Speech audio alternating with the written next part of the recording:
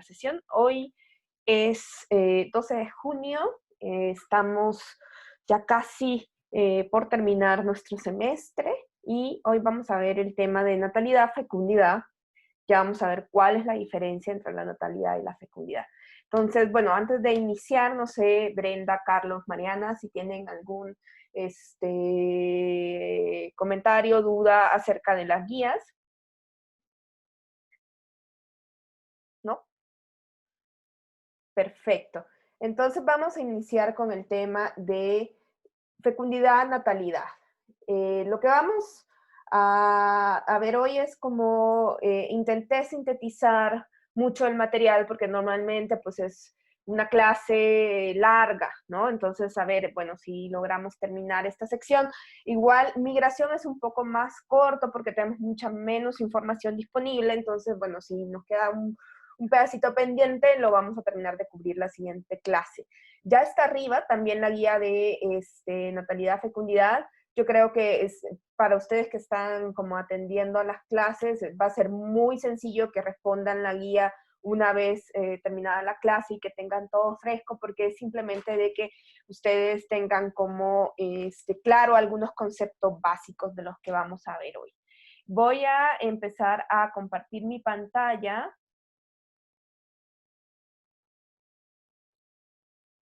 A ver.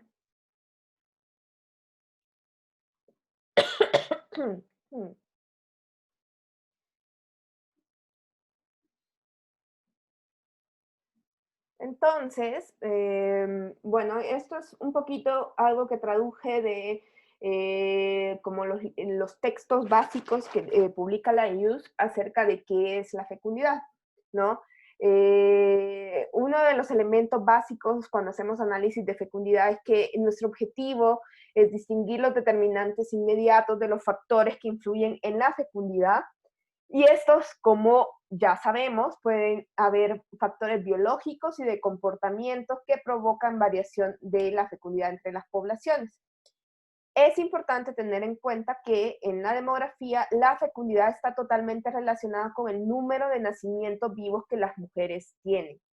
Es por eso que solo los nacidos vivos producen nuevos miembros de la población. Un poquito la misma discusión que tuvimos al inicio de mortalidad, de volver hacia ese concepto inicial de nacido vivo, ¿no?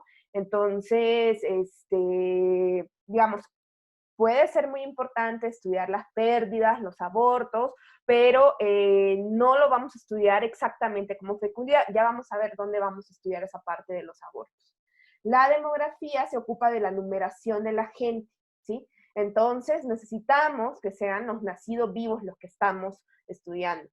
Y digamos que esto es bien diferente porque sobre todo esta confusión se da muchísimo en inglés, porque en inglés usamos la misma palabra fertility que para referirnos a la fecundidad. Y el concepto clínico de fertilidad tiene que ver con el potencial que tiene una mujer de quedar embarazada y tener un hijo vivo, ¿no? Entonces, ¿qué fue lo que dijimos que era un nacido vivo, ¿no? Entonces, ¿se acuerdan que justo para la mortalidad revisamos, ¿no? Que era esto, que el producto respirara por sí mismo independientemente de la vida de la madre, ¿no? Entonces, las estadísticas de nacimientos, sí, cuando estudiamos las estadísticas en sí de nacimientos, nosotros vamos a decir que estamos estudiando la natalidad. ¿Y para qué nos va a servir estudiar esas cosas? Nos va a servir para dar cuenta del estado demográfico presente que existe, así como de su crecimiento potencial. Si estamos en una sociedad que aparecen muchas personas todo el tiempo, muchos nacidos vivos, pues hay un crecimiento potencial, ¿no? Y eso va a implicar que existan necesidades administrativas en términos de salud pública, imagínense todos los controles que deben de tener una mujer embarazada, el parto, el pauperri, todo lo que necesita un recién nacido, ¿no? Entonces es muy importante saber a qué ritmo crece la población para que los servicios de salud estén disponibles. Y imagínense también todas las demandas que podemos tener, por ejemplo, de vacunación y al mismo tiempo las demandas de anticoncepción. A lo mejor, pues, y ya vamos a hablar de eso, pues hay una demanda de anticonceptivos, hay una idea de que los hijos pueden ser deseados o no, hay demandas insatisfechas de anticonceptivos, que son cosas que son importantes de estudiar. Y entonces, bueno, lo he ido así como poniendo así de a poquito y he dicho, bueno, si estudiamos solo los nacimientos, estamos estudiando natalidad. Entonces, cuando yo hablo de natalidad, hablo de los nacimientos en términos de la contribución de estos al crecimiento y estructura y distribución de la población. O sea, ahí a mí no me importa quién dio a luz estos nuevos individuos de la población. Yo estudio cuántos nacimientos hay. Y eso es la natalidad.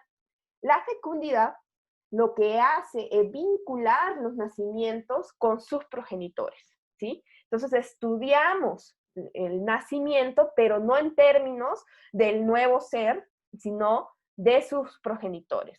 Y, bueno, como ustedes se imaginarán, esto se hace sobre todo en términos de la madre, ¿no? Entonces, cuando estudiamos la fecundidad, muchas veces también implica que estemos estudiando la conducta reproductiva, los deseos reproductivos, las preferencias de los seres humanos en las sociedades y a través del tiempo. Y como ya les decía, la fertilidad es la capacidad biológica que tiene el Homo sapiens para reproducirse. Se dice que una persona es fecunda si ha tenido hijos y que es fértil si puede tenerlos. Entonces,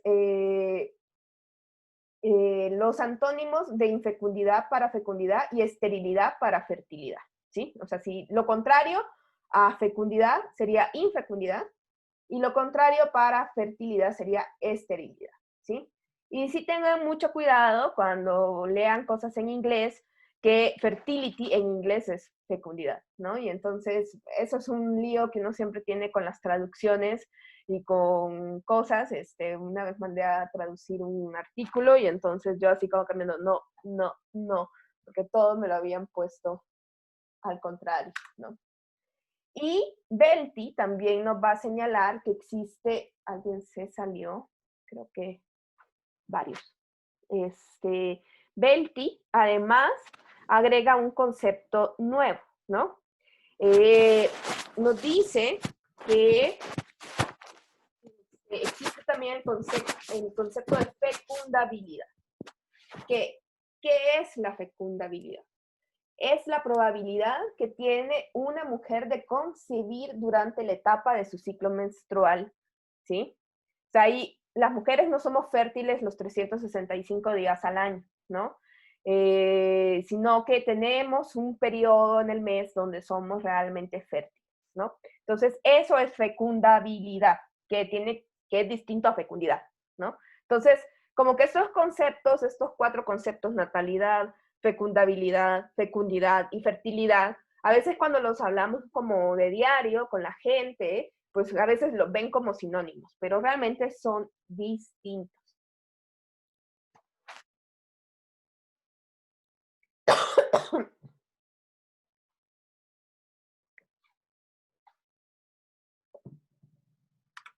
Entonces esos son como... Y bueno, ¿no? Ya dijimos que fecundidad implica esa relación que existe con el progenitor, ¿no? Pero pues ya sabemos que normalmente solo se atiende a la mujer.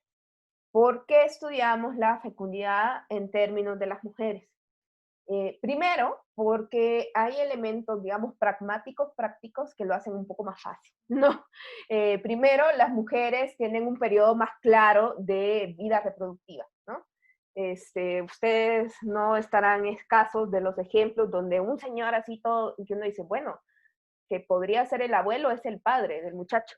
Entonces digamos que por ahí eso es una cuestión que hace que pragmáticamente sea un poco más fácil de estudiar a los nacimientos en términos de las mujeres. Luego es que tiene que ver con una cuestión de registro, ¿no? El varón no reconoce al hijo al ser registrado necesariamente, ¿no? E incluso hay hombres que no saben que son padres, ¿no? O sea, en cambio una mujer pues es como físico, es como no va a haber duda de que pues soy madre, ¿no? Porque está en tu cuerpo, ¿no? Entonces, y normalmente pues cuando hay una partida de nacimiento de este niño, sobre todo si estuvo en el hospital. O sea, es como evidente que podemos relacionar muy claramente al bebé con su madre, ¿no?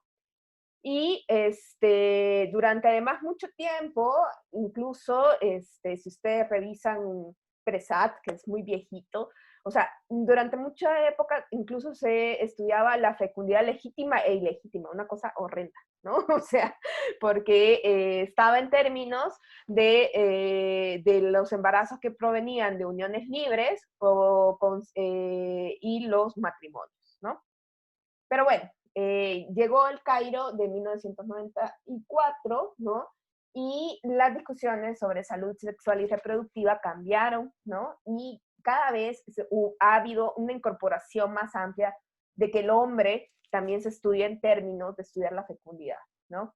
Se empezó a difundir esta idea de que había que promover la responsabilidad compartida en la pareja acerca de las decisiones sobre reproducción y anticoncepción, y entonces ahí ya dijeron, bueno, sí, ¿verdad? Los hombres tienen algo que ver en esto. Y entonces ya se empezó a estudiar un poco más con lo de los hombres. Pero realmente en términos prácticos, sí es bastante difícil medir la fecundidad de los hombres. No hay pues ninguna duda que una mujer ha sido madre, pero en el caso de los hombres sí pueden haber muchas dudas acerca de si ha sido padre o no.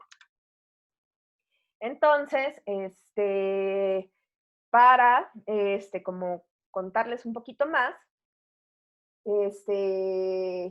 por qué, las razones que normalmente se aduce de por qué no vamos a estudiar la fecundidad de los varones, es esto, que el periodo reproductivo masculino no está claramente definido, ¿no?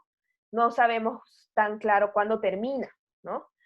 Y es más sencillo entrevistarse con las mujeres, puesto que ellas permanecen mucho más tiempo en casa que los varones. Por ejemplo, si se hace una encuesta de fecundidad, una, una, una encuesta de hogares tipo la ENADID, la Encuesta Nacional de Dinámica Demográfica, pues es más claro que la entrevistemos a ella directamente y podamos tener la historia de embarazo, ¿no? En cambio, es difícil que esté el padre, ¿no? Y además, es mucho más probable que los hijos residan con la madre, y a veces, cuando no residen con la madre, el padre no los declara, se les puede olvidar, ¿no? Pasa, ¿no? Que se les olvide el hijo, ¿no? Y además es esto de que los hombres difícilmente pueden aportar datos confiables acerca de las dimensiones de su comportamiento reproductivo, ¿no? Es esto que no saben. Y bueno, además hay una cuestión cultural, ¿no? De la relación que tienen los hombres a veces con su comportamiento reproductivo. Pensemos en cuántos padres no están con algún proceso legal para que se les imponga cuota alimenticia, por ejemplo. O sea, estamos hablando hay una cuestión como cultural también acerca de cómo ellos se reconocen como padres, sobre todo en relaciones que no necesariamente están dentro del matrimonio, ¿no? Y bueno, entonces, ¿cómo estudiamos la fecundidad? Cuadrito lo saqué de Belty, como se podrán dar cuenta por el tipo de letra, y vamos a utilizar en general, acuérdense que nosotros utilizamos los censos de población y las proyecciones de población para tener ese denominador que nos da la población, y luego la población a mitad de año o mitad del periodo para tener los años persona. Y los nacimientos los obtenemos de las estadísticas vitales, ¿no? En el caso de, digamos, eso es lo más convencional, pero digamos que las estadísticas vitales a veces son problemáticas. También vamos a tener otras fuentes de información. En el caso de los censos de población, casi siempre se le preguntan a las mujeres por el número de hijos nacidos vivos al momento de la entrevista. También la misma estructura de la población, ¿se acuerdan esta razón de hijos-mujer que veíamos? Eso también nos puede servir como un indicador de fecundidad, y se puede hacer una aproximación de esa razón en términos de las tasas de fecundidad, sobre todo en los países que no tienen demasiada información a disposición. Y también tenemos encuestas demográficas que nos pueden dar información acerca de la historia de embarazos de las mujeres. Ahí sí, cuando se les pregunta, son por embarazos, no necesariamente hijos nacidos vivos. Y, por ejemplo, en México existe la encuesta nacional de dinámica demográfica que pregunta esto. También hay encuestas como la EDER, la encuesta demográfica retrospectiva, y la encuesta, la ENVIP, la encuesta mexicana de vivienda de los hogares, ¿no? Que también pregunta por historias de vida. Entonces, la idea es que nosotros podamos tener información acerca de cómo las mujeres han tenido su historia de embarazos, ¿no? Y eso nos permite a nosotros también tener información acerca de las tasas de fecundidad de las mujeres. Y cuando nosotros estamos viendo los nacimientos, volvemos a la misma discusión en términos de la ocurrencia y el registro, ¿no? En cuanto al tiempo de ocurrencia, ¿no? Nosotros vamos a tener nacimientos que van a ser registrados en el año de estudio, los nacimientos ocurridos ese año, y hay, bueno, en el mejor de los casos, que se registren y que ocurran en el mismo año, ¿sí? Entonces, pero siempre hay un desfase, ¿no? Cada vez es menos, pero sobre todo en las zonas rurales, el registro de los niños pues siempre se dilata, ¿no? Es una cuestión de que a veces incluso se registraba el niño casi cuando ya le pedían los papeles a las personas para ir a la escuela. Más o menos, Virgilio Partida nos dice que tendríamos que hacer como un poquito de este promedio que también veíamos que hacíamos con las muertes de 3 años, ¿no? Más o menos. Que ya, si nos vamos, por ejemplo, los nacimientos que ocurrieron en el 2017, yo tendría que agarrar los nacimientos registrados y ocurridos en el 2017, los registrados en el 2018 que ocurrieron en el 2017 y los registrados en el 2019 que ocurrieron en el 2017, como para tener ya casi todos los nacimientos, porque en promedio la gente lo más que se tarda es 3 años en asentar al niño, y eso es como lo que Virgilio plantea, ¿no? Y lo mismo tenemos acerca en términos de la adjudicación geográfica, ¿no? Que puede ser los nacimientos según el lugar de residencia habitual de la madre o los nacimientos según el lugar de ocurrencia, ¿sí? O sea, son cosas diferentes, ¿no? Sobre todo en términos ya de unidades geográficas más bajitas, más chiquitas, como municipal, ¿no? Entonces, vamos a tener mediciones directas e indirectas de la fecundidad, ¿sí? Directas es que nosotros podamos utilizar justo la información que provenga de las estadísticas vitales, de los nacimientos, donde tenemos información de la madre. Ya vamos a revisar un poquito también qué nos da INEGI. Y indirecta cuando nosotros utilizamos algunos otros métodos, algunas otras fuentes de información para dar cuenta de la fecundidad, ¿no? En el caso de México sí tenemos información disponible para hacer elementos directos, pero en otros países, digamos que es más difícil el levantamiento de información, se pueden utilizar también los métodos indirectos, sobre todo de razón de hijos. No sé si aquí alguien tiene alguna duda, algún comentario. Bueno, entonces, hay otros indicadores más allá del número de hijos por mujer, de las tasas clásicas específicas de fecundidad, de la tasa global de fecundidad, que ya la vamos a ver, de la tasa bruta de natalidad. Hay otros indicadores que también son importantes de estudiar cuando nosotros estamos estudiando comportamiento reproductivo y queremos influir en las políticas públicas. Uno tiene que ver con el intervalo protogenésico. El intervalo proto genésico. Piensen en el génesis, es cuando inicia las cosas. Entonces, el intervalo protogenésico es el periodo que está comprendido entre la fecha de matrimonio o la unión y la fecha de nacimiento del primer hijo nacido vivo, ¿no?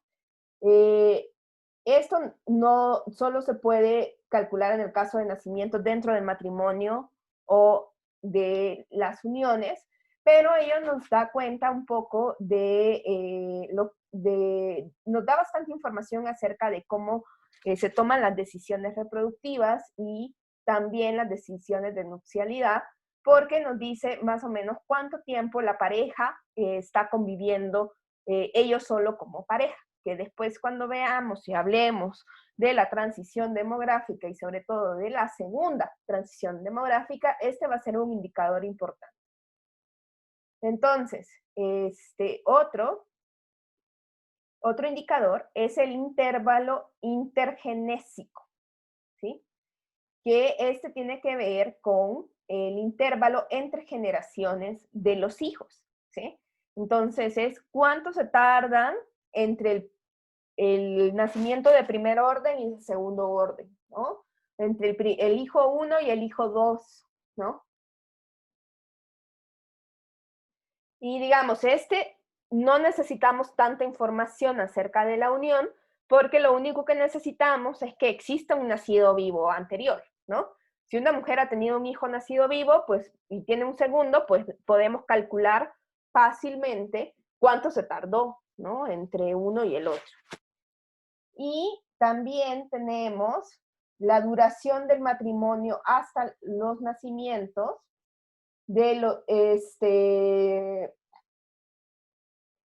que podemos también revisar también el espaciamiento de los nacimientos. Es decir, cuando estudiamos el espaciamiento de los nacimientos es un poco como el intervalo intergenésico, pero también ustedes lo pueden encontrar con el nombre del espaciamiento de los nacimientos. ¿Cuánto espacio hay, pero en realidad es tiempo, entre los nacimientos, ¿no? Y entonces estas son decisiones o elementos que pueden complementar al estudio de la fecundidad. Y estos se consideran indicadores de calendario. Acuérdense que nosotros siempre, desde el inicio, dijimos de que hay elementos de calendario y de intensidad. Intensidad es qué tanto vivimos el fenómeno a lo largo de toda una generación, y el calendario, cómo este fenómeno se va distribuyendo a lo largo de las edades, ¿no? Entonces, estos indicadores serían más de calendario, ¿no? Porque yo, o sea, puedo tener dos mujeres que tengan la misma cantidad de hijos, o sea, yo estoy estudiando dos mujeres de 40 años, pensemos. No, bueno, o al final de su vida reproductiva, dos mujeres de 50 años. Ambas tienen 4 hijos, ¿no? Tendrían la misma intensidad del fenómeno de la fecundidad. Pero a lo mejor, pues una tuvo su primer hijo a los 20 años, ¿no? Y la otra lo tuvo a los 24. Y entonces la otra, la de 20, tuvo el segundo hijo a los 22 y el tercero a los 24 y así, ¿no? Y los tuvo poco espaciamiento, los tuvo todos juntos. En cambio, esta otra mujer fue teniendo a los 24, a los 30. Entonces, estaríamos hablando de diferencias de calendario entre ellas, no tanto de diferencias de intensidad, ¿no? Entonces, estos elementos nos van a ayudar a establecer más indicadores de calendario y que nos van a dar cuenta de algunas preferencias reproductivas que puede tener la sociedad. ¿Cómo se estudia las preferencias reproductivas? Porque una cosa es tener hijos y otra cosa es qué es lo que yo quiero y prefiero acerca de los hijos.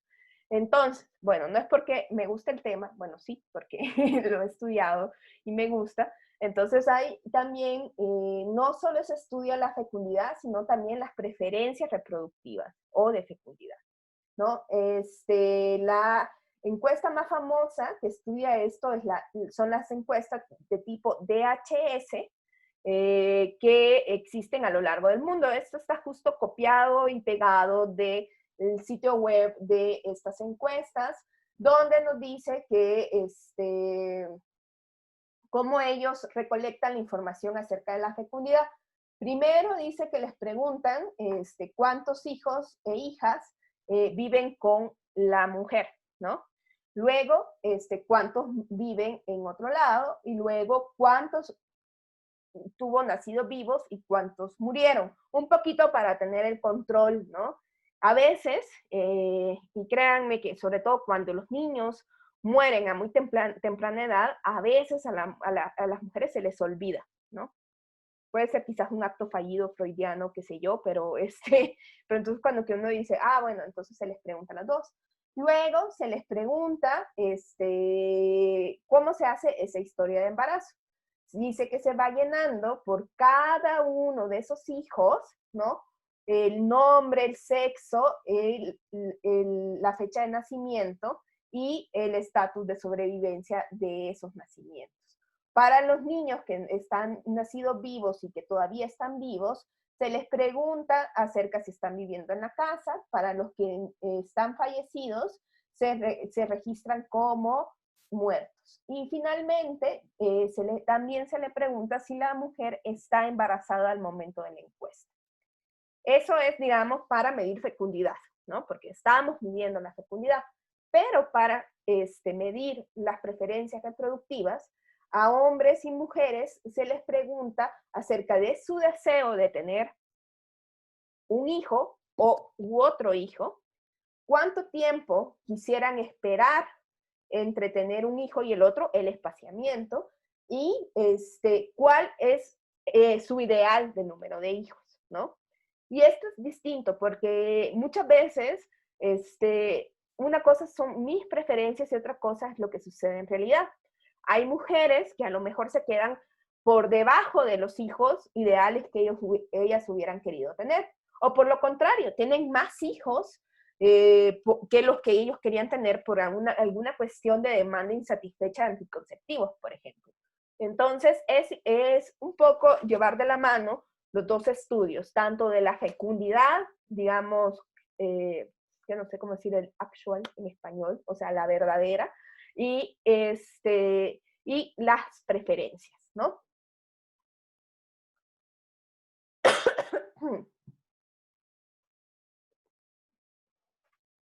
Estas DHS se llevaron a cabo desde los 60 y han sido muy famosas. Y Belty nos va a decir en su texto del 2014 de que estamos en una etapa de generación confiable sobre la fecundidad en base a esas encuestas por muestreo. En México tenemos la ENADIR, como les decía, y digamos que la fecundidad es un tema que ahorita es como raro, ¿no? Porque en la medida que la fecundidad, cuando la fecundidad en los años 60 era un boom, porque había altos niveles de fecundidad, pues todo el mundo estudiaba fecundidad, ¿no?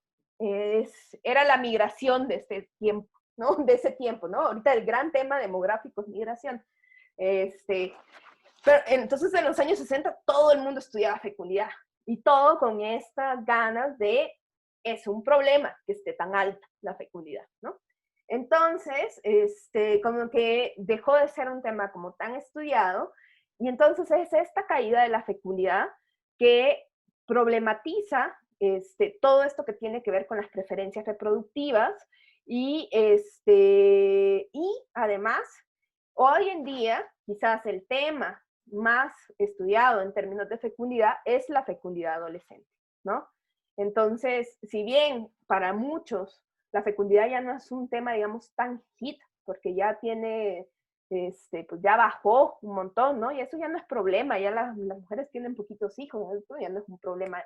Pero sí hay muchas cosas que se pueden estudiar en términos de los calendarios, de las preferencias, de si yo estoy viviendo en términos de mis preferencias y la fecundidad adolescente.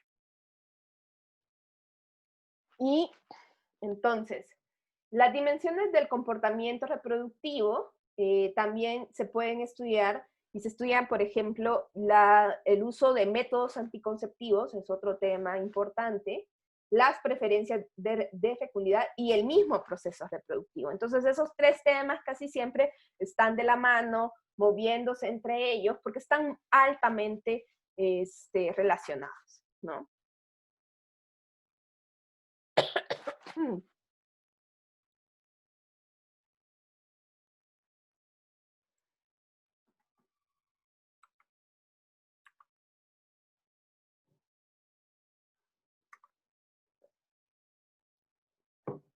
Y en términos de las preferencias de fecundidad, sobre todo se estudian tres dimensiones. El tamaño deseado de la descendencia es cuál es su tamaño ideal, ¿no? Digo, el tamaño, cuántos hijos usted quisiera tener en toda su vida, ¿no? Y esto puede cambiar a lo largo del ciclo de vida de una mujer o de un hombre. Podríamos pensar de que cuando somos jóvenes pensamos una cosa, cuando somos adultos otra y así. Y el tiempo ideal de espera entre cada hijo, los espaciamientos y el deseo de más hijos, ¿no? Que esto puede ser de que yo ya llegué al tamaño, yo ya no voy a tener hijos y digo, pero sí, sí aguantaría tener otro, ¿no? Así, ¿no? Pero, entonces es muy interesante. Esto me lo va a saltar.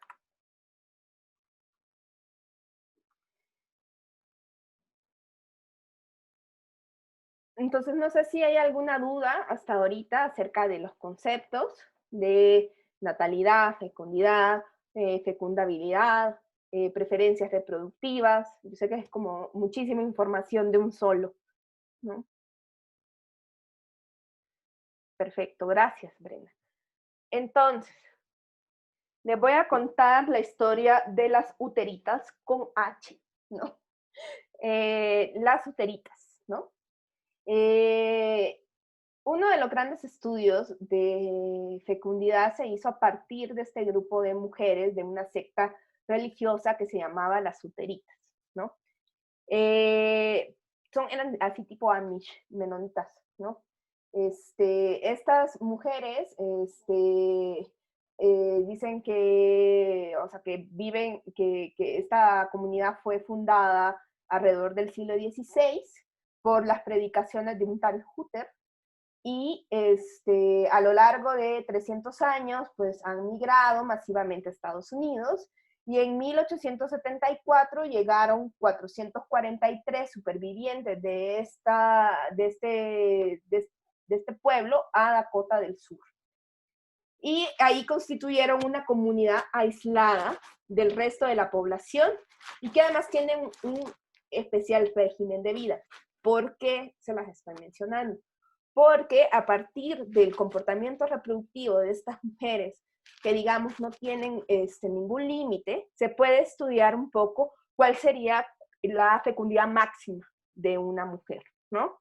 Entonces, hay muchos estudios sobre las uteritas, por eso es una suerte de experimento social que permitió que los demógrafos pues tuvieran como mucha información, porque además, como tienen este proceso religioso, pues están todas las actas de nacimiento de los niños, están todos los registros de bautismo, y entonces pues hay como mucha claridad, ¿no? Entonces, demográficamente llamaban la atención tres características de esta población. El primero es que ellos tienen una vida, un tipo de vida comunal, ¿no? Una vez que se forma el matrimonio, pues toda la comunidad le hace la casita, le ayudan, tienen una cosa así como medio de tribu, que se ayudan con los chamacos, y digamos, no hay un problema de ingresos, porque al vivir en este término tan comunitario, pues toda la comunidad se hace cargo de las necesidades. Entonces, digamos, por ahí es muy interesante porque no es como en la sociedad tradicional, donde hay otras teorías que quieren explicar la fecundidad, como Becker, que era un economista, que decía que la demanda de hijos se parecía un poco a la demanda de bienes duraderos, ¿no? Porque tienen un costo, o sea, ahí como, entonces digamos que la parte monetaria aquí está afuera, ¿no? El matrimonio solo es posible después del bautizo, el cual tiene lugar después de la mayoría de edad. Por lo tanto, las uteritas no contraen matrimonio hasta después de los 17 años. Entonces, eso también está como bien definido. Y lo otro es que todos tienen su libro de la iglesia, el Kirchenbuch, que les permite un registro casi perfecto de toda la información. Entonces, esos tres elementos dijeron, wow, aquí tenemos un espacio único de estudio, ¿no? Y entonces, este experimento demográfico partió con revisar la información de las 443 que habían llegado, y según el censo de 1880, había cierta cantidad de personas. O sea, si pensamos 443 que se fueron en el siglo XVI, cuando estaban ya en el siglo XIX, habían 93 colonias con un total de 8.542 habitantes en 1950. En 1940, 1950, la población norteamericana había aumentado un 14%. Los uteritas, 50%, ¿no? Entonces, ahí estaba como, wow. Y se calcula que actualmente los uteritas se duplican cada 16 años. Entonces, este señor Guttmacher estudió el rendimiento reproductivo de 340 mujeres uteritas mayores de 45 años en 1950, incluyendo mujeres estériles y viudas, y se dio cuenta que el término medio de hijos era 8.9, ¿sí? Y la cifra máxima de hijos fue de 16. Entonces, con estos números empezaron a hacer como algunos cálculos, ¿no? Más o menos se piensa que si las uteritas se casaran antes de los 17 años, tendrían 2.5 hijos más, elevando la moda a 13. Pero además pudieron estudiar claramente que el 12% de los embarazos terminó en aborto espontáneo, o sea que, digamos, abortos en términos espontáneos puede ser el 12% de todos los embarazos. Y la conclusión es que en una población en condiciones aceptables de vida, sin presiones externas y sin prácticas limitadoras, que es como lo que después estudiamos, o sea que esto, hagan de cuenta que este estudio es como estudiar el benchmark, la línea base de qué pasaría si no tuviéramos ni presiones externas ni prácticas limitadoras. El número de embarazos típicos sería de 14.5 por matrimonio. Y este resultado coincide con algunos estudios antes, ¿no? Entonces, digamos que el estudio de las uteritas llevó a conocer también como el proceso, un proceso, digamos, donde podemos eliminar algunas prácticas sociales y estudiar realmente como el comportamiento biológico, y eso lo hacía como tan importante. Y entonces, pues era importante saber de que hay elementos sociales que son presiones externas, que son prácticas limitadoras, que van a determinar la fecundidad. Y entonces, este es el gran modelo de la fecundidad, que se llama el modelo de determinantes próximos, y lo estableció Bongartz y Potter. Entonces, ya vimos, ¿no?, que la fecundidad humana tiene una serie de factores biológicos, pero que estos van a estar influenciados por elementos limitadores que son factores socioeconómicos y culturales. Para comprender la causa de las variaciones y los cambios en los niveles de fecundidad entre las poblaciones, es necesario comprender los mecanismos a través de los cuales influyen diferentes factores en la fecundidad. Miren, aquí les dejé en mi traducción fertilidad, de fecundidad. Ahí está.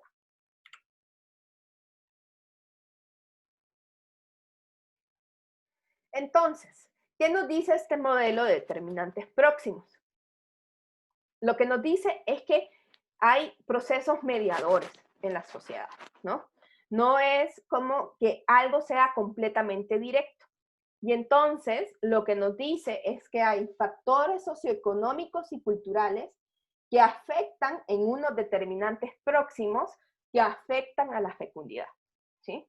No es como que pensemos que las cosas tienen un efecto directo a si yo quiero tener hijos o no quiero tener hijos, o mis decisiones de fecundidad.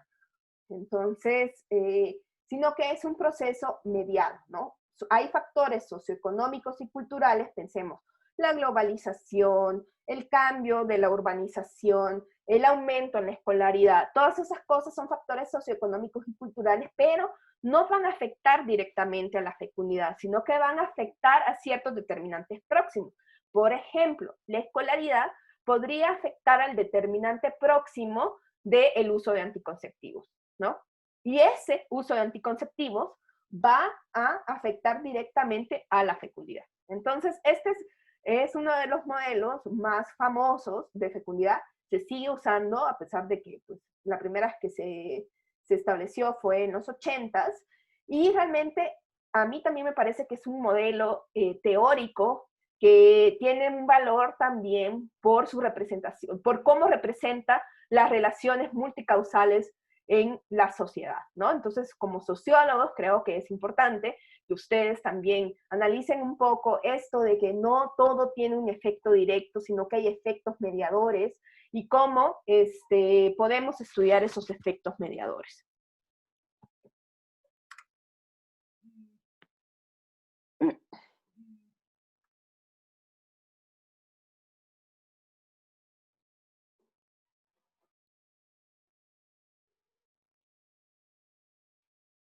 Entonces, los determinantes próximos, ¿cuáles van a ser esos?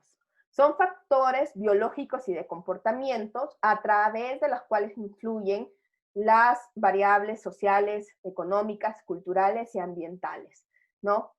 El uso de anticonceptivos y la actividad sexual pueden ser determinantes próximos, ¿no? Que esto va a estar directamente afectada por variables sociales, económicas y culturales, ¿no? Los factores, los determinantes próximos pueden explicar el nivel y las diferencias entre las poblaciones.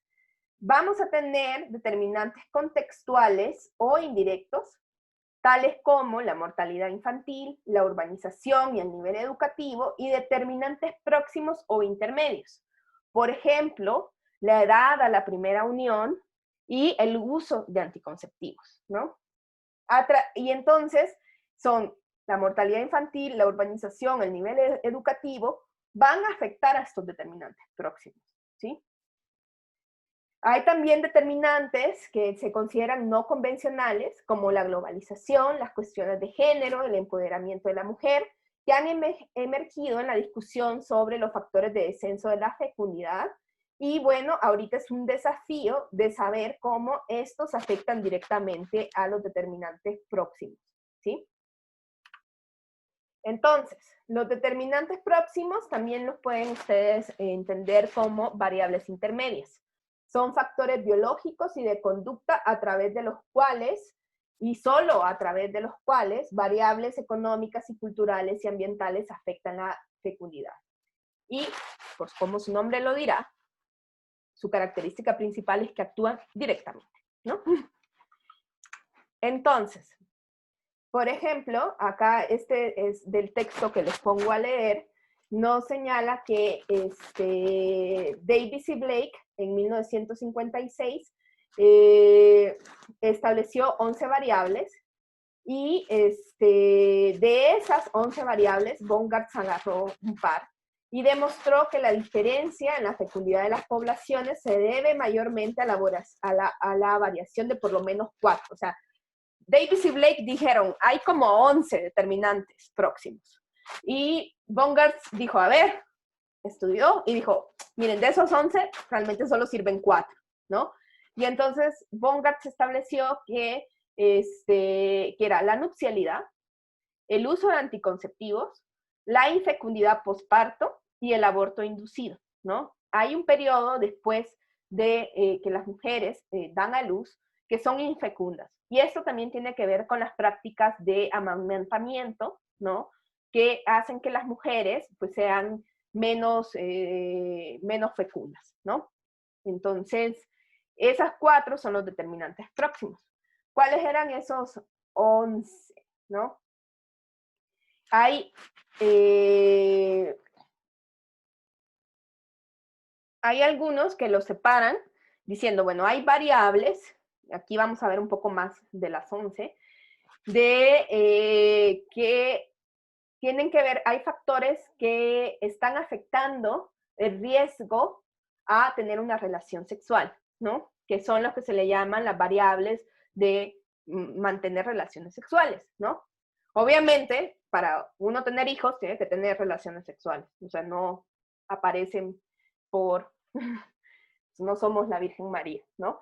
Entonces, hay toda una gama de indicadores que tiene que ver con la formación y disolución de las uniones, ¿no? Por eso, otro tema que aunque no es tan directamente relacionado a las variables demográficas, pero que se estudia mucho de la demografía, es la parte de nupcialidad, ¿no? Entonces hay, claro que después ya nos ponemos más sociodemográficos y entonces a la nupcialidad se le agregan cosas del mercado matrimonial, la homogamia y no sé qué, y se pone bien padre, pero no tan centrado en los hijos, pero digamos que el inicio de por qué los demógrafos llegaron a estudiar la nupcialidad tenía que ver con esto, ¿no?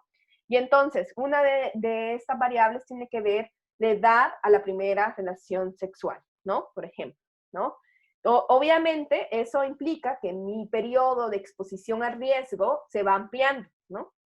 Luego, el celibato permanente. Hay una proporción de mujeres que nunca tienen relaciones sexuales, ¿no? Que es la proporción de célibes, ¿no? Se le llama. Y también la cantidad del periodo reproductivo que pasan las mujeres entre las uniones. Por ejemplo, también por eso vamos a estudiar los divorcios y la transición a la viudez, digámoslo así. También hay otros que tienen que ver con qué pasa, digamos, esto tiene que ver con que, bueno, yo necesito a otro ser humano del sexo opuesto para tener relaciones sexuales y por tanto tener hijos, ¿no? Pero también hay otros tipos de factores que tienen que ver con la frecuencia de esas relaciones dentro de las uniones, ¿no? Hay abstinencia voluntaria, hay abstinencia involuntaria, que se puede deber a factores biológicos o a momentos disruptivos en la relación, en los procesos, ¿no? Y la frecuencia del coito, ¿no? Obviamente, pues entre más frecuencia, pues más estamos expuestos a tener hijos, ¿no? Van a haber también factores, estoy viendo las 11, si ustedes ven ahí ya vamos por las 7. Hay factores directos que estarían afectando la exposición a la concepción, ¿no? Estos tienen que ver con la fecundidad o infecundidad no, aquí sería la fertilidad y la infertilidad, ¿no? Perdón, está en inglés. Entonces, tendría que ver con la fertilidad o infertilidad por causas involuntarias, ¿no? Pensemos en problemas biológicos que tienen algunas mujeres para tener hijos u hombres, ¿no? Que tu pareja tenga algún problema para tener hijos. El uso o no de anticonceptivos y la infertilidad por razones voluntarias, ¿no? Esto tiene que ver, por ejemplo, con los métodos que ya son, digamos,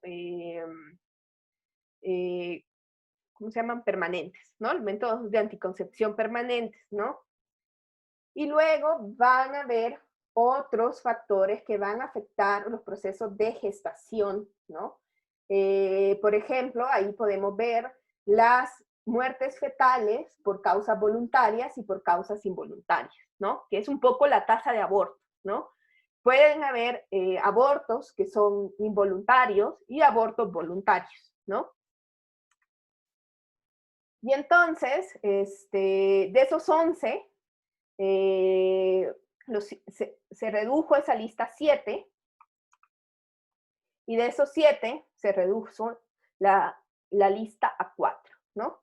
Y entonces, normalmente, de los 7 determinantes próximos de la fecundidad de Baumgartz, 4 serían los más importantes, ¿no? La proporción de mujeres casadas o en unión sexual, el uso de anticonceptivos y su efectividad, la duración de la infecundabilidad posparto y el aborto provocado. Esos son como los 4 determinantes próximos. Y entonces hay un montón de variables socioeconómicas que pueden afectar a estos, ¿sí? Imagínense todos los cambios sociales que implican, obviamente, la generación de ustedes tiene un tipo de relación entre hombres y mujeres muy distinta a la que viví yo, muy distinta a la que vivieron sus padres. Entonces, probablemente esto influye en el número de personas casadas o unidas en ciertas edades, ¿no? Se pospone un poco la fecha a la primera unión. El uso de anticonceptivos también tiene que ver con eso, con los aumentos en la escolaridad. Y obviamente también el aborto provocado también tiene que ver con elementos fundacionales de nuestras sociedades, donde culturalmente está muy mal visto e incluso está prohibido en algunos casos, ¿no? Pero bueno, aquí en la Ciudad de México no. Entonces, pensemos en esa tasa de las uteritas, ¿no? Voy a mover esto para acá.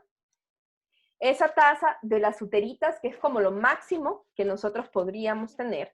Entonces, a eso, si lo multiplicamos por un factor menor que 1, cualquier cosa que yo multiplique por un factor menor que 1, lo voy a ir haciendo más chiquito. Entonces yo a eso le puedo ir quitando, ¿no? Las personas que tienen, que amamantan, las personas que usan anticonceptivos, las personas, la tasa de abortos y las cuestiones que tienen que ver con la dinámica de las uniones.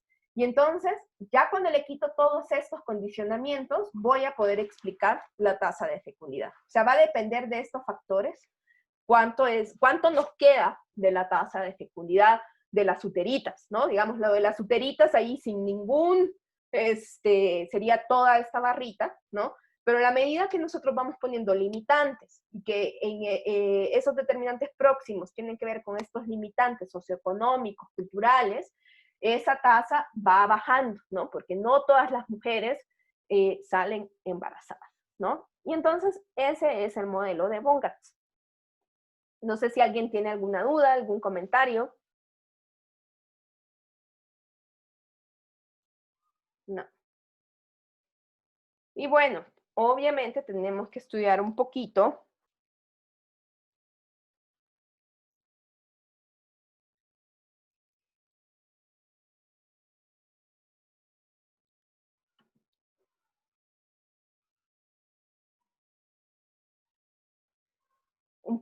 cómo calculamos esas tasas de natalidad y de fecundidad. Normalmente vamos a definir como B a los nacimientos, que viene del inglés birth, ¿no? También así lo ocupa Belty.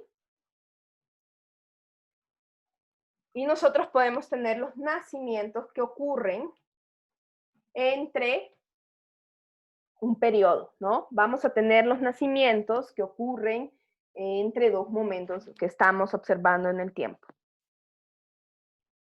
Y si esos nacimientos nosotros lo estudiamos en términos de las mujeres que están en edad reproductiva, podemos diferenciar esos nacimientos de acuerdo a la información de la madre, de acuerdo a la edad que tiene la madre cuando tiene a los niños y niñas, ¿no? Entonces, podemos dividir los nacimientos de acuerdo a intervalos de edad de la madre.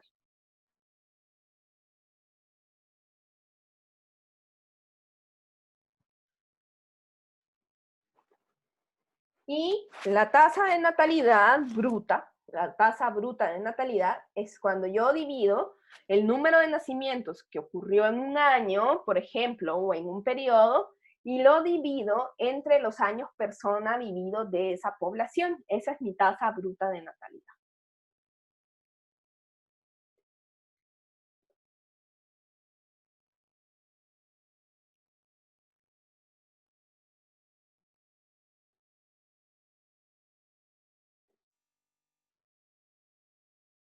Y, si, digamos, entonces yo ahí estoy poniendo, o sea, es muy bruta, es muy poca refinada esa tasa, porque obviamente no todas las personas están expuestas al riesgo de nacer, ¿no? Para empezar. Y vamos a tener tasas de fecundidad específicas. Entonces, cuando yo ya hablo de tasas de fecundidad, voy a relacionar a la cantidad de nacimientos con la cantidad de mujeres, ¿sí? Y entonces esa es la diferencia entre una tasa de natalidad y una tasa de fecundidad. La tasa de natalidad, yo relaciono los nacimientos con toda la población. Las tasas de fecundidad, yo relaciono esos nacimientos con las madres o con las mujeres que podrían haber sido madres.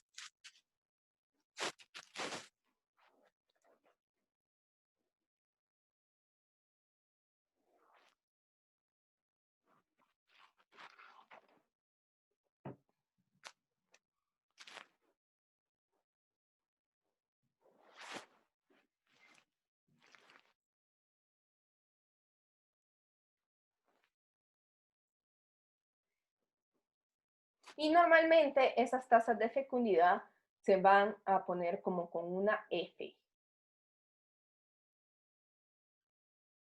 Y vamos a poder tener tasas específicas en términos de las edades de las madres, ¿no?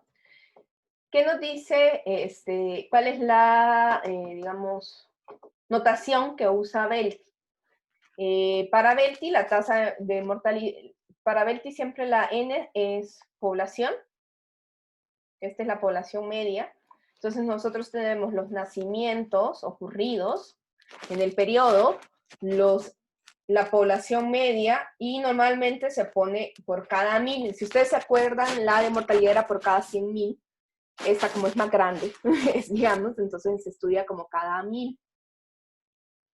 Y luego nosotros, esa es la tasa bruta de natalidad. Entonces aquí están todas las personas, esto es toda la población.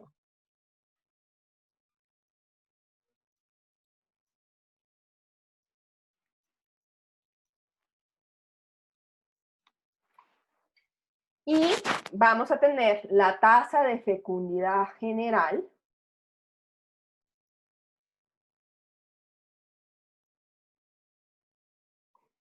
es el cociente de los nacimientos ocurridos en ese año, y hoy aquí, para que sea una tasa de fecundidad general, agarramos a las mujeres que van de 15,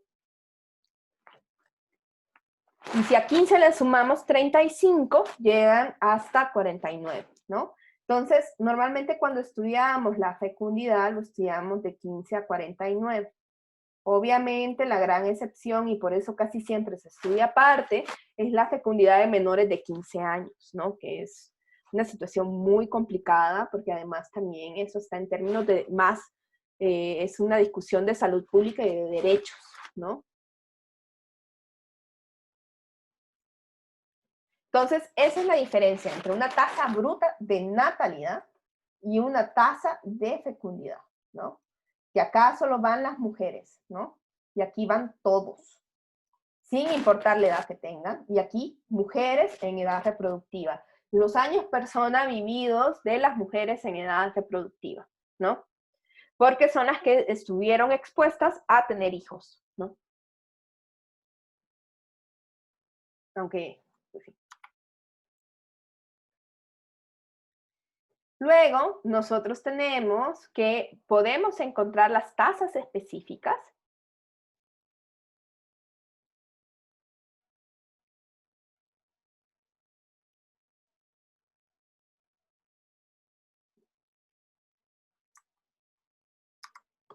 Y podemos encontrar la tasa global de fecundidad. Ojo que es diferente, ¿sí? La tasa, yo sé que para la dislexia es bien terrible esto. Tasa de fecundidad general y tasa global de fecundidad.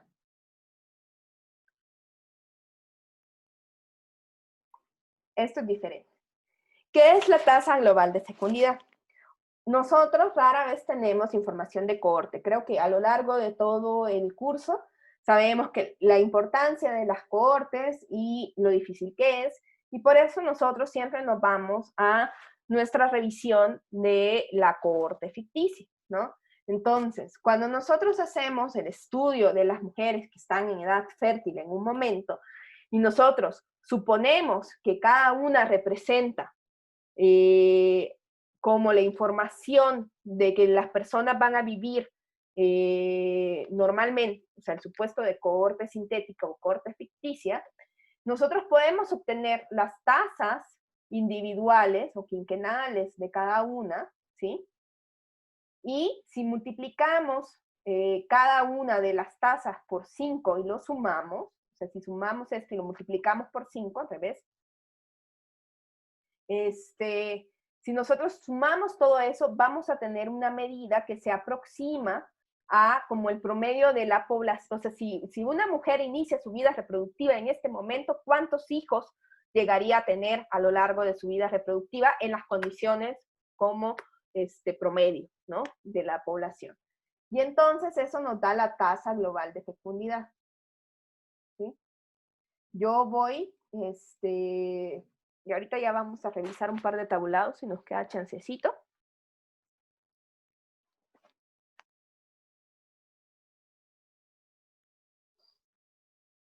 Y, y esa tasa global de fecundidad va a tener un valor que nosotros vamos a comparar siempre contra el valor de 2.1. ¿Alguien sabe por qué significa 2.1? ¿No? La tasa global de fecundidad siempre va a tener un valor que va a ser como numérico. Y nos dice más o menos cuántos hijos por mujer existen en la población o en las mujeres que son, que tienen edades reproductivas, ¿no? Y entonces, esa tasa global de fecundidad, nosotros la vamos a comparar contra el 2.1. ¿Por qué? 2.1 es lo que nosotros consideramos como la tasa de reemplazo. Aunque si ustedes se acuerdan de un pequeño texto que les mandé como al inicio del semestre, critica mucho este valor. Al inicio del semestre en el Classroom les mandé un texto. Y entonces hablaba mucho de la crítica a este valor de 2.1. El 2.1 viene de la idea de que si nosotros quisiéramos tener una población que no crezca y que no decrezca nunca, digámoslo así, una población que nunca crece, que nunca y que nunca decrece, las mujeres deberían de tener una tasa de global de fecundidad de 2.1. O sea que a lo largo de mi vida yo tener 2.1 chamacos, ¿no? Y eso se dice como la tasa de reemplazo, porque esto dejaría la cantidad de personas suficientes para que vivan, ¿no? Y entonces el punto 1 tiene que ver como por patrones de mortalidad infantil, ¿no? Queremos que lleguen a edades reproductivas, y por eso es que en teoría nosotros quisiéramos tener 2.1 hijos. Ahora, claro, no podemos tener el punto 1, ¿no? Entonces, pero sí es un número que es muy indicativo acerca de qué puede suceder con respecto a la población en el futuro. Si nosotros vemos que la tasa global de fecundidad de un país en cierto año ya está por debajo de 2.1, entonces podemos decir, parece que esta población va a decrecer, ¿no? Si es mayor a 2.1, podríamos pensar de que esta población va a crecer, ¿no? Y entonces esta tasa global de fecundidad es una medida de intensidad.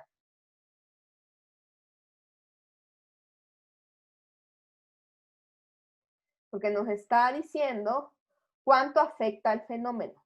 ¿Sí?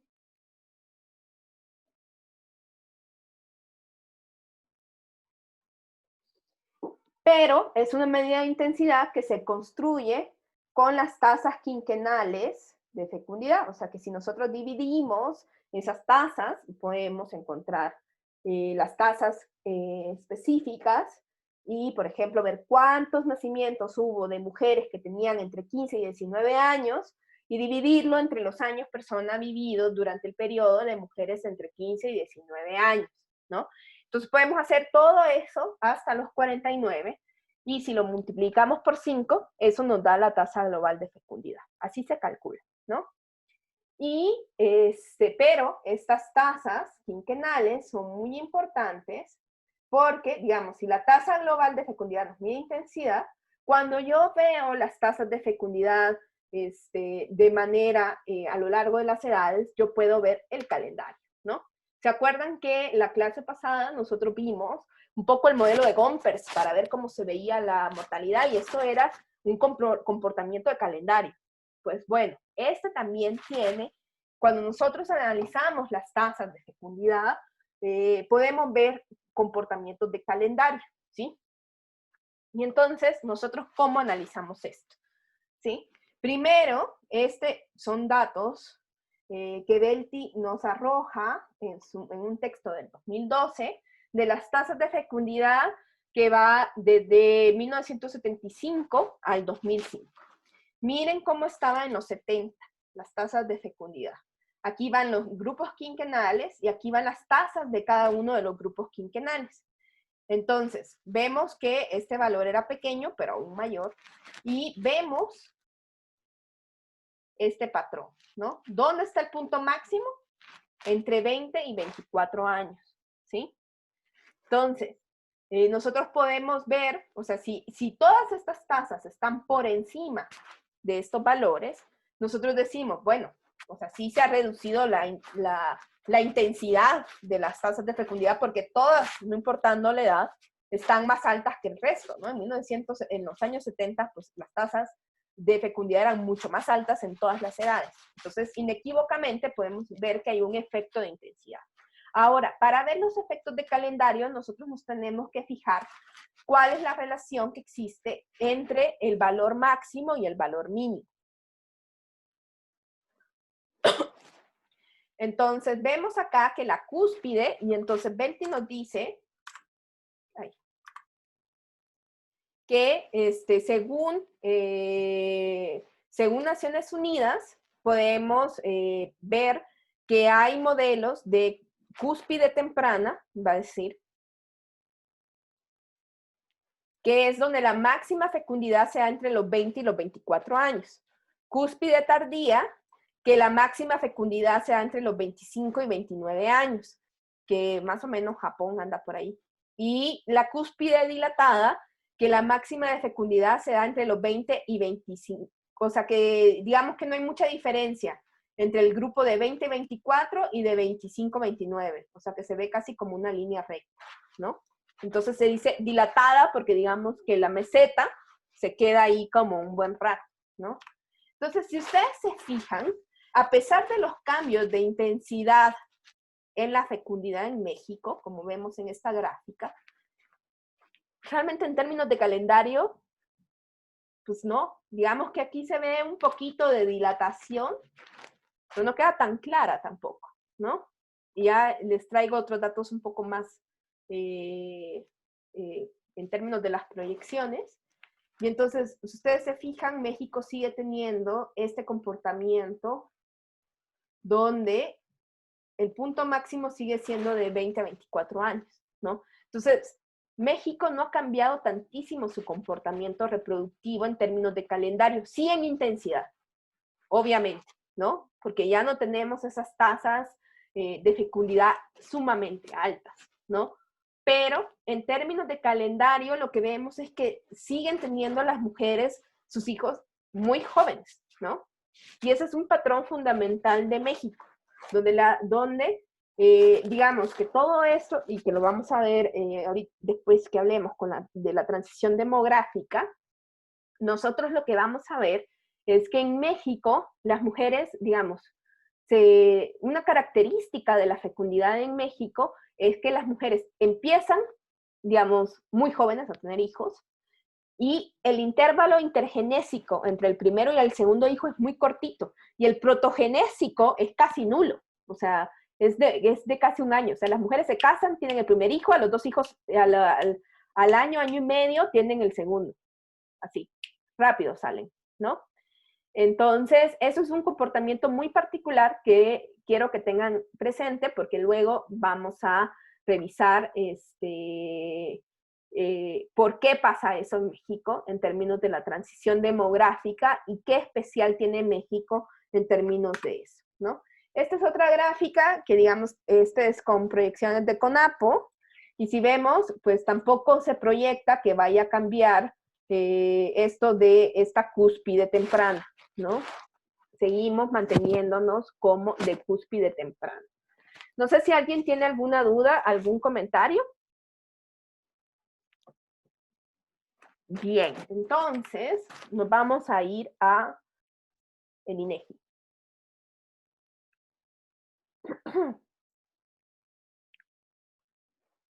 A ver las fuentes de datos. A ver más datitos. Ay, ¿qué le pasó a mi máquina?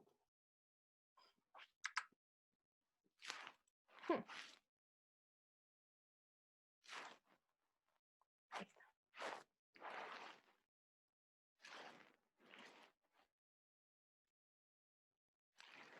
No.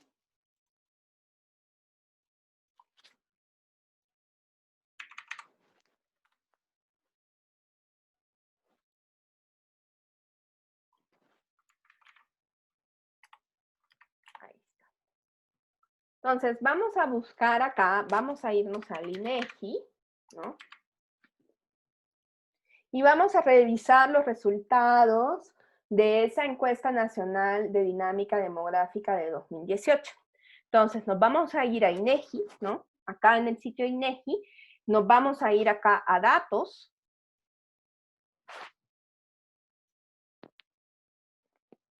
Y luego nos vamos a ir acá a la sección de programas. Y bueno, primero, antes de irnos a la INADIR, vamos a revisar los registros administrativos de natalidad, ¿no? Estamos acá. Entonces, ya una vez que estamos en los administrativos, nos vamos a las vitales y nos vamos a natalidad. Y ahorita les pongo acá el link para que no haya problema y que puedan seguir esta discusión en el chat. Ahí están, ¿no? Entonces, también nosotros podemos revisar los tabulados, donde nosotros podemos revisar los nacimientos registrados de entre 1985 hasta el 2018. Podemos bajar nacimientos ya, tabulados ya definidos. Podemos bajar los microdatos, que van a ser bases de datos de cada uno de los años. Y podemos ver las diferentes publicaciones que existen en México acerca de los nacimientos. Entonces, por ejemplo, si nosotros revisamos acá, ay, yo pensé que me iba a salir, yo quería una más cercana, pero no se ve. Si nos vamos a documentación, estamos acá en documentación, si ustedes ven, la próxima actualización va a ser el 30 de septiembre de 2020, que es cuando se publican se van a publicar los nacimientos del 2019. Entonces sí tienen su calendario, ¿no? Como también el de mortalidad, que ha estado discutido mucho, ¿no? Entonces también los nacimientos, todos estos registros que vienen desde los registros de los hospitales y de los registros civiles en las alcaldías, y se tienen que hacer un tratamiento, ¿no? Entonces aquí, por ejemplo, ustedes pueden ver en formatos, pueden ver los modelos de acta que se utilizaban antes y los modelos automatizados que se usan hoy, para que ustedes vean qué tipo de información nosotros tenemos ahorita, ¿no? Entonces, aquí tenemos todos los valores que tenemos en nuestra base de datos. Si ustedes quisieran descargar la base de datos, no lo vamos a hacer en términos de esta clase, pero sí es importante que ustedes vean la información que hay disponible por si en algún momento ustedes quisieran estudiar esto más a fondo.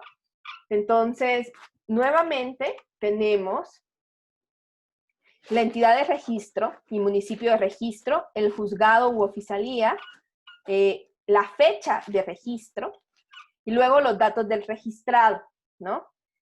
Se pone la fecha de nacimiento, día, mes y año del chamaco y el lugar de nacimiento, ¿no? O sea, yo a lo mejor pues estoy ahí en un lugar y tengo que ir a a mover acerca de, para poderlo registrar al muchacho, a lo mejor tuve que caminar mucho y ya estoy en otra localidad, entonces una cosa es dónde se nace, ¿no? Y también si fue presentado vivo o muerto, ¿no? El sexo del nacido vivo, ¿no? Si es hombre o es mujer, o indeterminado es 0. Y vamos a tener datos del padre, ya va, y miren, solo acá ya van a ver el sesgo, ¿no? Tenemos nacionalidad del padre, ocupación del padre y la edad del padre, ¿sí? De la madre tenemos también lo mismo, pero también vamos a tener su residencia, ¿no? Entonces, cuando nosotros hablamos de nacimiento según la residencia habitual de la madre, solo se puede hacer según la residencia habitual de la madre y no según la residencia habitual del padre, ¿sí? Y esto es por esta lógica que pensamos de que los niños, pues, en general, viven con su madre y sobre todo en el momento en que nace, ¿no? Se tienen alguna información acerca del tipo de nacimiento, a veces acerca del orden del parto, del número de hijos nacidos vivos que tiene la mujer y de la unión de la madre, sobre quién atendió el parto, la condición de actividad del padre, la escolaridad del padre, la posición del padre, escolaridad de la madre, pero esos hay muchos mises. Y luego se ponen algunos datos de la curva. También hay elementos acerca de quién comparece, el nombre del certificado y algunas otras variables de control. Esa es la información que nosotros tenemos, ¿no? Y nosotros, si revisamos la base de datos, se van a dar cuenta de la cantidad, o sea, hoy no lo pudimos hacer, normalmente sí hay un taller donde revisamos la base de datos, y se van a dar cuenta de la cantidad de vacíos que hay en la información del padre, ¿no? O sea, no, todavía no podemos estudiar en términos del padre los nacimientos. Y acá, si nosotros nos vamos a este cubo de los nacimientos, vamos a ver que también podemos revisar diferentes cosas y empezar, todas esas variables que nosotros vimos en el formulario están acá y podemos ir seleccionando, ir creando pequeños cubos de información, ¿no? Bien, digamos, eso es de manera convencional, directa, pero también tenemos estas encuestas por muestreo, ¿no? Entonces, si nos vamos de nuevo al inicio de dónde está INEGI, podemos checar esta parte de acá. Nos vamos para datos, programas y encuestas de hogares. No sé si está en regulares. No. Así, regulares aquí está. Encuesta Nacional de la Dinámica Demográfica en ADID. Y ahorita sí nos vamos a ir a la del 2018. Bastante reciente. Ahí está. La ENADID. Y acá nos vamos a ir a tabulados directamente. Vamos a volver al ENADID ahorita que veamos la parte de migración. Y acá están los tabulados oportunos y complementarios. Oportunos son por cuando se publican a veces, las encuestas se publican a veces sin tanta información y eso se le llaman tabulados oportunos, y complementarios pues es porque mandaron más. Vamos a bajar estos dos Exceles para ver la información que tienen y vamos a checar esas tasas globales de fecundidad por estado.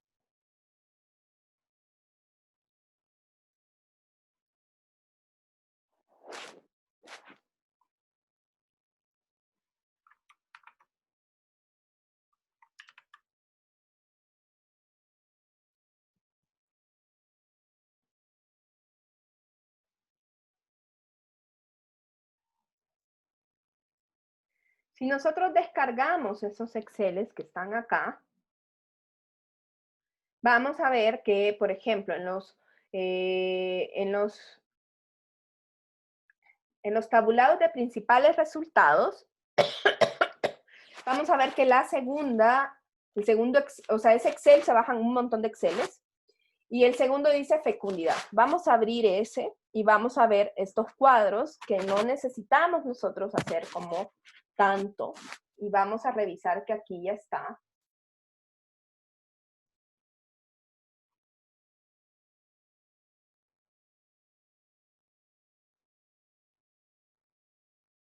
Si ustedes se fijan, en las encuestas es muy difícil tener información de la fecundidad adolescente. Cuando nosotros estudiamos la fecundidad adolescente, casi siempre lo hacemos a partir de los censos, donde tenemos información muy amplia o de registros administrativos, porque en las encuestas la cantidad de niñas adolescentes que son madres, pues no aparecen tan claramente en las encuestas, ¿no?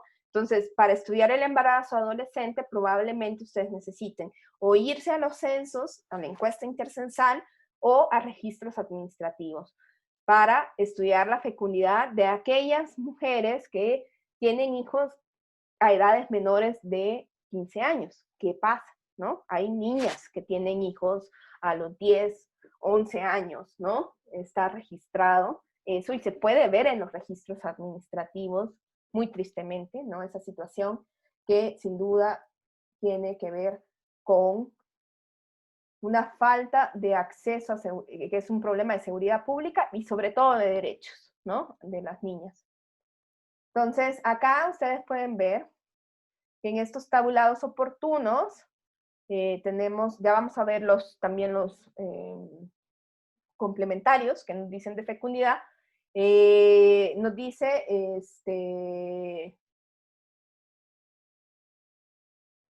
el primero nos da información acerca con antecedente de embarazo y las nunca embarazadas, ¿no?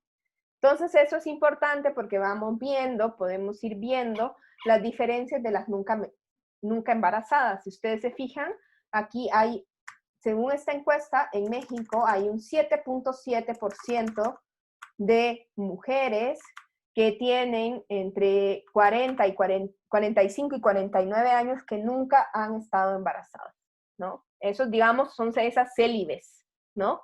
Que nos decía Bongans, ¿no?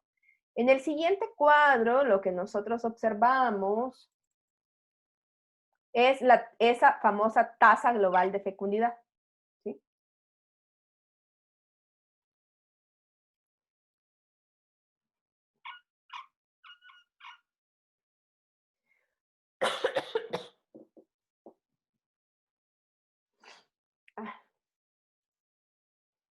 Entonces, nos dice que la tasa global de fecundidad de México es de 2.07. Estamos ahí de reemplazo, ¿no? Ya. Y esta es una tasa que se calcula para un periodo de 3 años, entre el 2015 y el 2017, ¿no? Entonces, ¿cuántos hijos tuvieron? Y veamos eso de que nosotros podemos sumar esto y multiplicarlo por 5. Si yo sumo esto,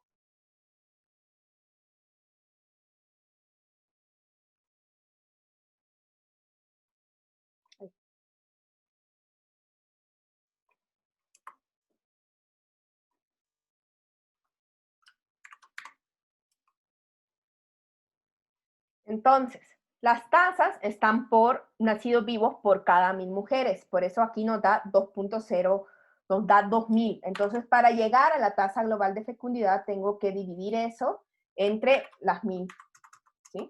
Y ahí ya me da mi tasa global de fecundidad, ¿sí? A ver, lo vuelvo a hacer. Lo voy a hacer más grande para que se vea. Estas son las tasas globales, las tasas específicas. Si ustedes ven, sigue, digamos, aquí ya se ve un poquito más dilatado porque se parecen mucho las tasas globales de fecundidad entre el grupo de 20 y 24, digamos que ya se va viendo un poquito de dilatamiento, pero sigue teniendo una cúspide en el grupo de 20 a 24, ¿no? Entonces, lo que hice yo fue sumar todas las tasas quinquenales, multiplicarlas por 5 y a ese valor restarlo entre 1000 porque las tasas estaban por 1000 mujeres, ¿no? Y entonces ya me da la tasa global de fecundidad, ¿sí? Ese es. Entonces, sí, incluso nosotros podríamos graficar esto. Si yo le hago acá, lo selecciono, lo dejo seleccionado, selecciono mis tasas y las puedo graficar para que veamos cuánto me da este valor.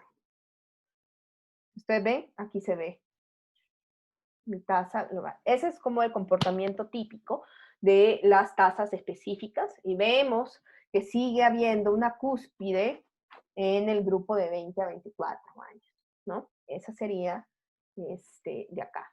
Veamos cómo está la situación en términos, ustedes saben que México es heterogéneo y desigual, como decía un libro muy famoso de estudios de población. México, heterogéneo y desigual. Entonces, veamos, ¿no? Nos dice que aquí ya lo redondearon a 2.1, ya no es 2.7. No, porque esas son de quinquenio. ¿Ya vieron? El otro era de trienio. Entonces, acá vemos que pues hay estados que vamos a hacer una pequeña cuestión para que nos marque los estados de algún color, los estados que están por debajo del 2.10. Vamos a hacer una regla de un formato condicional. Resaltar las celdas que sean menores que 2.1. Y vemos que Baja California tiene 2 de tasa global de fecundidad. Colima tiene 2.4. Miren la Ciudad de México, 1.34, ¿no? Eso tenemos en la Ciudad de México. 1.34 hijos por mujer. O sea que sí hay un descenso muy, muy grande de fecundidad en la Ciudad de México, ¿no? Veamos el Estado de México, también 1.8, también bastante bajo. Morelos, Nuevo León, también están por debajo de esa tasa de reemplazo. Querétaro, Quintana Roo. Ustedes ven, son los más urbanizados, ¿no?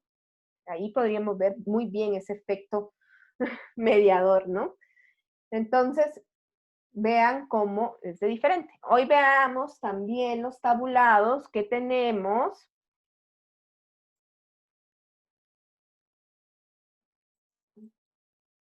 Que también bajamos los complementarios, ¿no?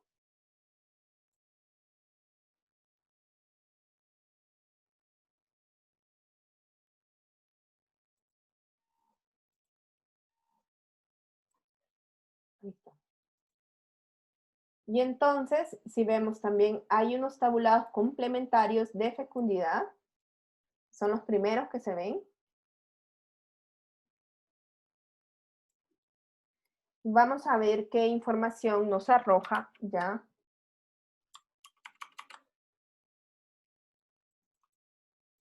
estos tabulados de la ENADIR.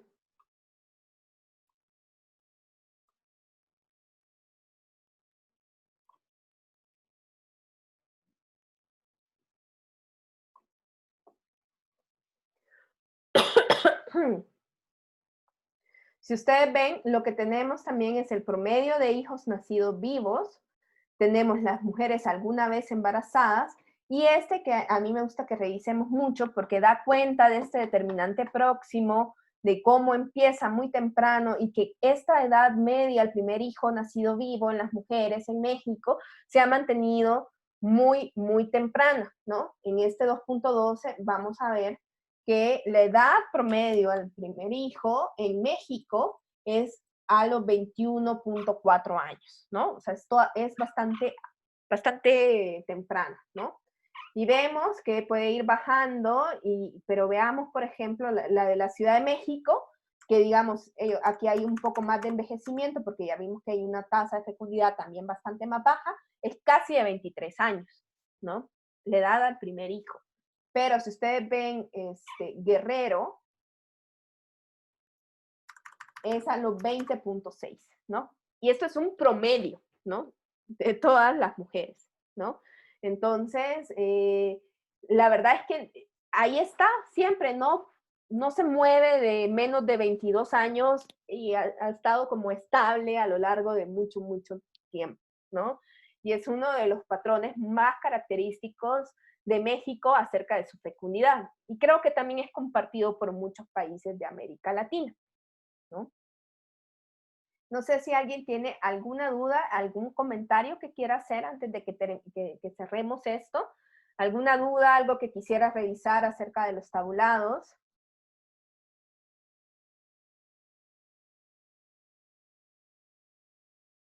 ¿No? Tal vez, quién sabe.